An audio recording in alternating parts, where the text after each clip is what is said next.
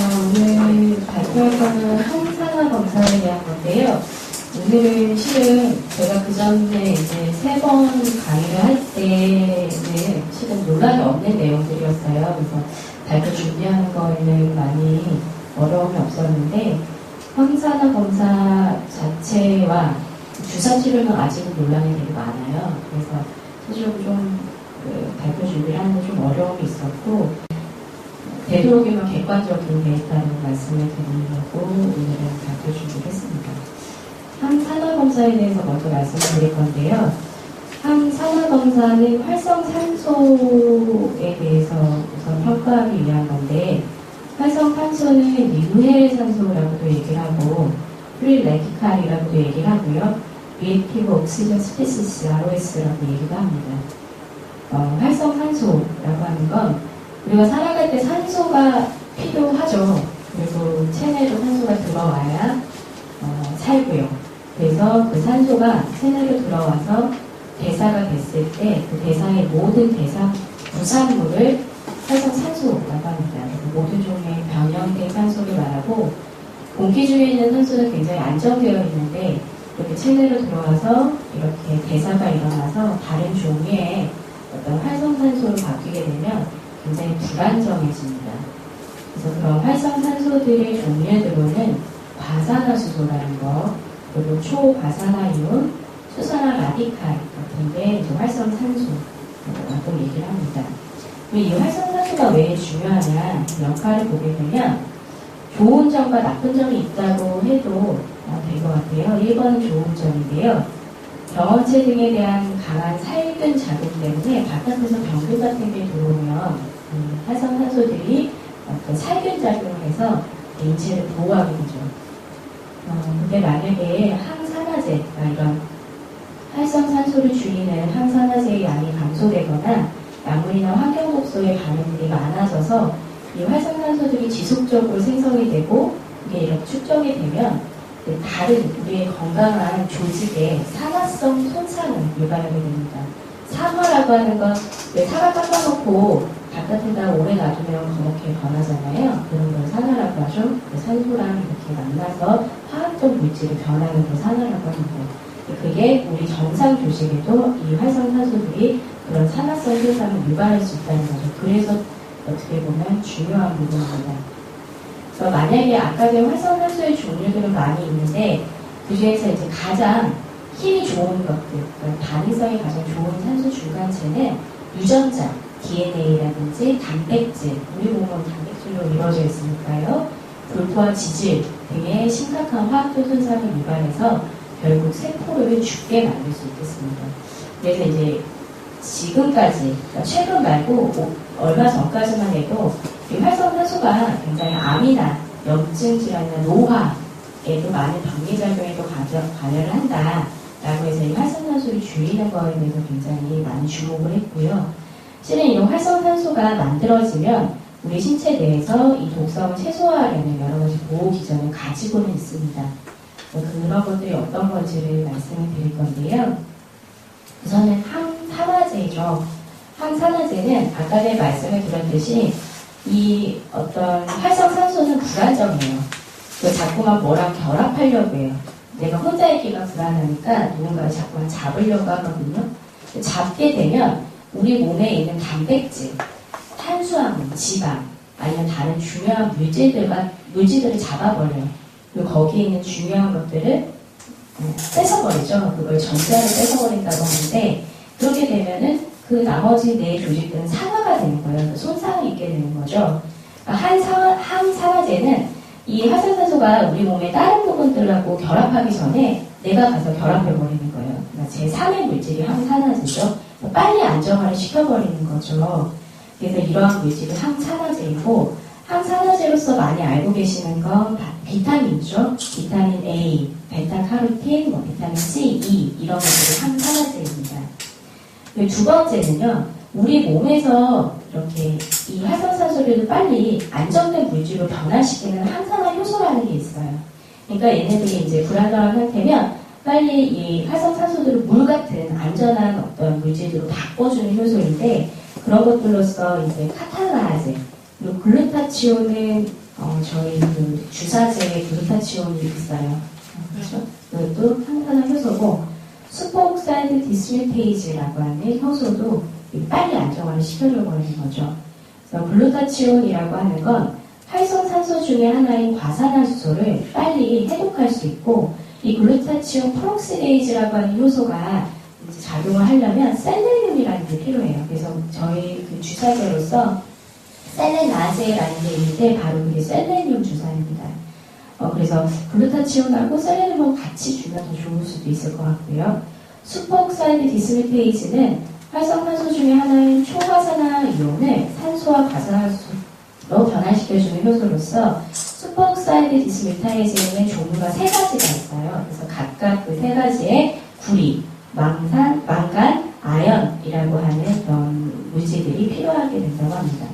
그래서 항산화제와 좀 전에 설명드렸던 항산화제와 이 글루타치온 같은 항산화 요소를 다시 한번 말씀을 드리면, 항산화제는 앞에 뛰어가는 보병 같은, 내가 그냥 직접적으로 가서 막 싸우고 얘를 껴안아 버리는 아이이고, 이 글루타치온 같은 항산화 요소는 이 활성산소의 어떤 그 무기들을 무력화해버리는 그런 역할을 한다라고 생각하시면 됩니다. 그래서 이제 우리 그 정밀 프리미엄하고 또 하나가 뭐죠? 특화. 거기에 항산화 검사가 들어가 있죠. 그 항산화 검사라고 하는 건 세 가지 단계로 검사가 진행이 되는데요. 첫 번째 단계는 시약을 이용해서 일부러 활성산소를 형성합니다. 그런 데까지 총 4분의 시간이 소요가 된다고 하고요. 그리고 결국에 이 만들어진 활성산소가 우리 몸에 있는 빨리 얘네들을 무력화시키는 항산화 물질에 의해서 얼마나 빨리 제거되는지를 검사하게 되는데, 그런데 한 2분 정도가 소요된다고 하거든요. 그래서 제가 이 화살표에 쭉 이렇게 되어 있는 게 굉장히 많은 항산화제이면서 항산화 효소예요. 그러니까 이게 체내에 많으면 많을수록 빨리 제거가 되겠죠. 그래서 3번 스텝 3에서 그 결과를 확인해서 얼마나 우리 신체가 강한 항산화력을 갖고 있는지, 보통의 항산화력을 갖고 있는지, 아니면 항산화력이 부족한지 이런 걸 보게 되고, 그래서 토탈 한 6분 정도의 검사 소요 시간이 걸린다고 하고요. 그래서 이제 이거와 연결해서 주사 치료를 말씀을 드리려고 하는데 실은 여기에는 논란이 좀 많아요. 그래서 대부분은 이제 요거는 이제 저희가 뭐 식약청에서 승인하는 어떤 적응증, 이걸 써야 하는 적응증을 중심적으로 이제 제가 나열을 했는데요. 마늘 주사라고 하는 게 있어요. 프루설타민이라고 하는 제제이고, 이거는 비타민 B1 제제이거든요. 그래서 이 마늘 주사는 대개는 비타민 B1의 결핍증을 예방하거나 치료할 때, 그리고 비타민 B1의 어떤 소비가 증대돼서 음식으로부터의 섭취가 제한되어 있을 때, 그 베리니켄 액증이라고 해서 술을 많이 드시는 경우라고 한다면 비타민 B 같은 게 흡수도 잘 안 되기도 하고, 술 드시는 분들은 술만 드시기 때문에 어떤 영양분 자체가 많이 떨어지거든요. 그렇기 때문에 이게 부족하게 되고 뇌에 문제가 생겨서 뭐 걸음걸이가 이상하거나 뭐 눈동자가 막 흔들리거나 막 찬난 증상이 오거나 하는 걸 베리니켄 액증이라고 하는데, 그런 곳에서 그런 때 이제 마늘 주사, 즉 비타민 B1을 쓰게 되고요. 그 외에 이런 신경통이나 근육통이나 이러이러한 것들의 질환 가운데 비타민 B1의 결핍 또는 대사장애가 관여한다고 추정될 때 이 프루설타민이라는 비타민 B1 제제를 사용할 수 있게 되어 있습니다. 주사제로 지금 주는 거죠. 그리고 실질적으로 잠시만 슬라이드를 한 장 더 넘기고, 비타민 주사에서 알리네이트라는 게 있어요. 우리 그 검사 오더지는 말리네이트라고 되어 있어서 제가 한참 헤맸는데요. 알고 보니까 알리네이트더라고요. 알리네이트가 바로 똑같이 마늘 주사처럼 프루설타민, 비타민 B1 제제입니다. 그리고 왜 마늘 주사냐면 냄새가 마늘 냄새가 난다고 해서 마늘 주사라고 얘기한다고 하는데, 뭐 인터넷 검색을 해보면 마늘 50개의 뭐 비타민이 들어있다는데 마늘하고는 상관이 없다고 하고요. 감초 주사는 암모니움 글리시리치네이트라고 하는 감초로부터 나온 어떤 성분들을 이용하는 건데, 실은 이 성분이 뭔지 제가 정확히는 못 찾았어요. 근데 아무래도 생약 같은 것 같아요. 감초로부터 오는. 그래서 이게 이제 피부질환, 알러지성 피부질환이나 만성 간질환의 간 기능을 개선하더라 라고 해서 이럴 때 쓰다라고 이렇게 식약청에서 공지가 되어 있고, 셀레늄 주사는 아까 전에 말씀을 드렸던 글루타치온 프록시데이즈와 연관이 되어 있는 셀레늄이고요. 비타민 주사를 보게 되면 베마캐스트라는 게 있는데, 이거는 비타민 B2라는 리보플라빈을 제공할 때 쓰거든요. 그래서 성분은 1번 그 동그라미에 나와 있는 플라빈 아데닌 다이뉴클레오타이드 소디움 리버 엑스트랙트이고요. 그래서 만성 간질환에서의 간 기능 개선을 할 때 쓰거나 비타민 B2 결핍에 의한 질환에서 쓰는데요. 비타민 B2 같은 경우에는 피부염이 있거나 왜 입술 여기 이제 찢어지는 거 있죠? 입술지요. 그때도 쓰거든요. 비타민 B2가 이제 결핍되면 혀에 염증이 생기거나 피부염이나 입술이 이렇게 찢어지는 그런 게 있을 수 있어서 그럴 때 쓰게 되고, 알리네이트는 아까 제가 말씀을 드렸고, 글루타치온도 항산화 효소로서 말씀을 드렸습니다. 아스코르빈 빈산은 아스코르빅 엑시드라는 거고, 이건 비타민 C입니다. 그래서 동그라미 1, 2, 3번이 이제 주사제로 쓰게 되는 어떤 인디케이션, 적응증인데요. 그래서 급성 또는 경구투여가 어려운 경우에 비타민 C 결핍증 예방과 치료, 그리고 비타민 C 요구량이 증가하는 인구, 수유구, 심한 유체 노동시에 쓰거나, 아니면 뭐 기미 주근깨 뭐 이런 것들 비타민 C 결핍증 또는 대사장애에 관여되는 것으로 추정되는 경우에 주사제로서 쓰게 됩니다. 그 외에 이제 피콘 헥사에는 비타민 B1, 비타민 B12, B2, B6, 덱스펜테놀이라고 하는 게 들어가 있고요. 얘는 비보험이 아닙니다. 얘는 보험이고요. 아스코르빈산도 보험이에요. 그래서 이제 유체 피로나 임신, 수유기, 이런 영양 불량 같은 비타민 보급 또는 결핍증의 예방에서 쓰게 됩니다. 태반 주사는 이제 플라센타, 태반인데요. 태반에는 원래 우리 태반에는 각종 아미노산이나 펩타이드, 당, 지방산, 단백질은 다양한 영양소들이 함유되어 있어요. 그리고 여러 조직들이 성장하는 성장 인자들이 존재하기 때문에 아마도 우리의 어떤 여러 가지 다른 어떤 증상들을 완화시키는 도움이 될 거다라고 해서 태반 주사를 쓰는데요. 라이넥과 메이스몬이라는 두 가지 종류가 있는데 참 성분은 똑같은데 그 FDA에서 얘기하는 어떤 사용해야 하는 조건은 달라요. 라이넥은 만성 간질환에 있어서의 간 기능 개선 때 쓰고, 메이스몬은 갱년기 장애 증상의 개선 때 쓴다고 하는데요. 실은 라이넥 자체도 갱년기 장애 증상이 있을 때도 쓰기도 한다고 하고요. 이 둘의 차이는 크게 뭐 다를 게 없다고 해요. 근데 뭐 탯줄까지 포함이 되냐 안 되냐 뭐 이런 차이가 있다라고 얘기를 하고요. 이거는 이제 피하나 근육 주사로 이제 주게 됩니다.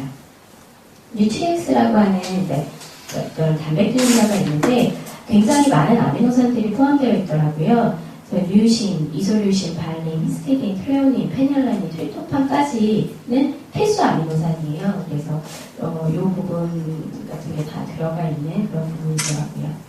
그래서 실은 여기에서 이제 끝내려고 했던 건 아니고 아까 전에 논란이 많다라고 말씀을 드렸는데 실은 이 비타민이 굉장히 항산화제로서 좋고 어떤 암을 예방한다는 보고도 있고 그거와 반대되는 보고도 있어서요. 두 가지를 같이 말씀드리는 게 좋을 것 같아서 각각 슬라이드 한 장씩 말씀을 드렸는데요. 두 번째, 미국 텍사스 대학에서 연구했을 때 비타민 C나 베타카로틴을 많이 섭취하는 중년 남성들이 섭취량이 적은 사람보다 사망률이 낮다라고 보고되었고, 그 24년간 비타민 C, 비타민 E, 베타카로틴의 함량이 높은 음식을 섭취한 남성이 섭취량이 적은 남성에 비해서 암으로 인한 사망률, 관상동맥 질환으로 인한 사망률이 37%, 30% 정도로 낮았다는 보고가 있었거든요. 근데 이제 여기에 대한 논란은 이런 항산화제를 어떤 약처럼, 식이보조제처럼 먹고 그걸 임상시험을 했을 때는 그렇게 많이 효과가 나타나진 않더라. 그래서 아무래도 그냥 음식물을 통해서 과일이나 채소의 섭취를 통한 건강 증진 효과는 아무래도 많은 그런 화학물 사이의 어떤 그런 상호작용으로 인한 것으로 보인다. 그리고 최근의 연구는 조금 부정적인 연구들이 좀 많은데요. 암을 예방하려고 베타카로틴 보충제를 규칙적으로 먹은 사람들의 폐암 발병률이 일반인들보다 높다는 외국의 연구 결과가 있었고, 미국 스토케타링 암센터에서 최근 비타민 C가 어떤 각종 항원제의 효과를 또 떨어뜨리거나라는 연구가 있고, 자마라고 하는 굉장히 저명한 잡지가 있는데, 유명한 잡지예요. 거기에서 10년간 추적 조사를 한 결과 비타민C, 비타민 E를 오래 복용해도 각종 암의 위험은 줄어들지 않는다라고 보고가 되었다고 합니다. 그래서 실질적으로 이게 그 의사들 사이에서 굉장히 논란이 많은데요. 실질적으로 이게 암이나 뭐 다른 부분에 있어서 예방 효과는 아직까지는 의견이 분분하지만, 분명한 사실은 환자분들이 이 주사를 맞았을 때 웰빙 센스는 많이 느낀다고 하시거든요. 뭔가 기분이 좋고 내가 뭐 이렇게 뭔가 건강해지는 그런 느낌들을 느끼신다고 해서요. 저희 경우에는 이제 술을 많이 드시고 오신 분들은 어차피 비타민 B 같은 게 부족하니까 조금 그런 분들에서 적극적으로 권유를 드리고, 그 외에 이제 안정제를 추가할 때 안정제만 드리지 않고 이렇게 주사를 같이 드리는 것으로 적극 활용하고 있습니다. 이상입니다.